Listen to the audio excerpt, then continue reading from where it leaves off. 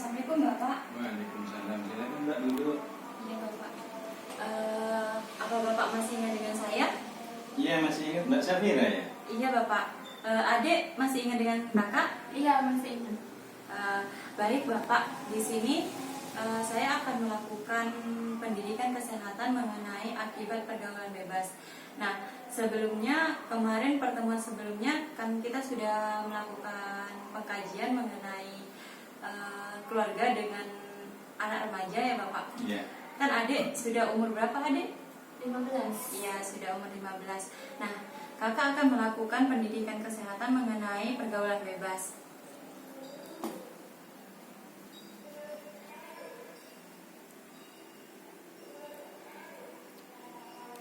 Nah, pergaulan bebas ini kebanyakan dilakukan oleh anak remaja Bapak, yang dalam masa pertumbuhan dan banyak ingin tahu tentang sesuatu yang membuatnya penasaran. Jadi, adik bisa saja melakukan hal ini karena anak remaja itu sangat rentan untuk pengen tahu tentang segala hal. Karena di masa remaja adalah masa kita masih mencari jati diri. Nah, di dalam masa remaja ini banyak sekali penyakit seperti terkena HIV atau AIDS atau overdosis karena akibat narkoba. Nah, jadi dalam masa remaja seperti ini, adik harus selalu dijaga oleh orang tua, ya Bapak? Iya. Untuk dampak pergaulan bebas ini, yang pertama yaitu penyakit HIV, Bapak.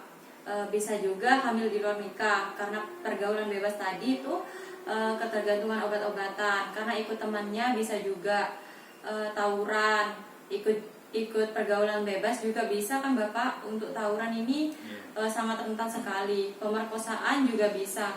Nah, contoh di atas ini adalah beberapa dampak negatif dari pergaulan bebas Bapak.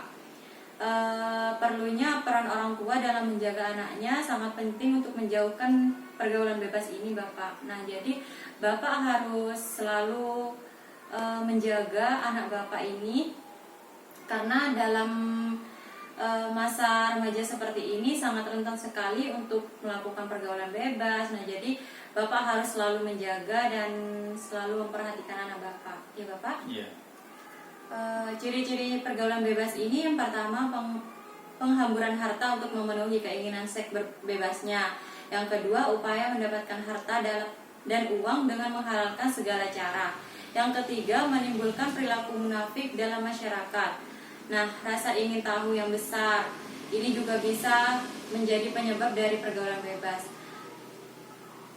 Dan rasa ingin mencoba-coba dan merasakan. Untuk solusi untuk menyelesaikan masalah pergaulan bebas, yang pertama ini memperbaiki cara pandang adik, ya adik. Untuk yang kedua, menjaga keseimbangan pola hidup. Yang ketiga, jujur pada diri sendiri dan orang tua. Harus selalu terbuka kepada orang tua. Misal ada masalah, harus selalu cerita ya adik. Tidak boleh ada yang ditutup-tutupi dari orang tua. Nah, yang keempat, memperbaiki cara berkomunikasi.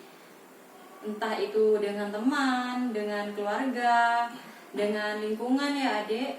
Yang kelima itu perlunya remaja untuk berpikir untuk masa depan. Nah, di masa remaja ini kan masih perjalanannya sangat panjang ya Bapak, untuk bisa meraih cita-citanya. Jadi kalau misal adik itu salah bergaul dengan teman-teman yang tidak baik, adik juga tidak bisa meraih cita-cita yang adik inginkan. Jadi begitu. Untuk cara pergaulan yang baik ini, dalam bergaul yang sangat mempengaruhi adalah lingkungan sekitar. Nah, lingkungan ini sangat banyak dampak baiknya, dampak buruknya juga ada. Misal kita ada di lingkungan yang baik, otomatis kita juga akan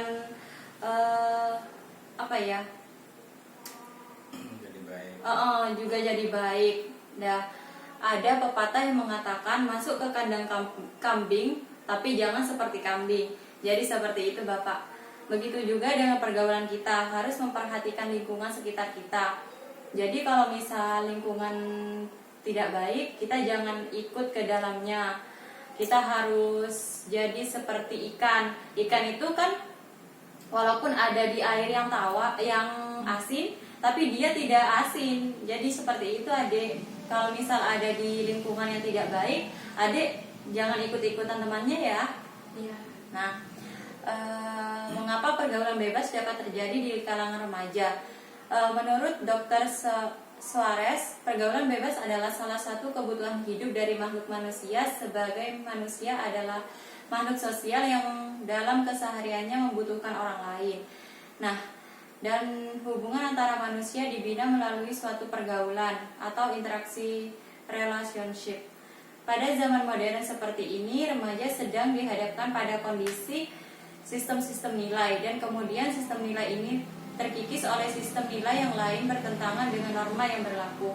Nah, adik, kalau misal ada hal-hal yang menurut adik itu tidak baik, jangan ditiru, jangan diikuti ya adik.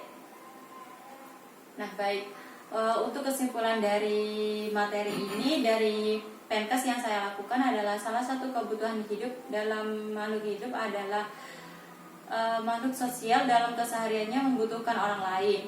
Nah, untuk bergaul tidak apa-apa, bergaul dengan teman-teman, misal temannya itu tidak baik tidak apa-apa, tapi adik itu harus bisa memilah-milah. Kalau misal memang tidak baik, tidak usah diikuti ya adik.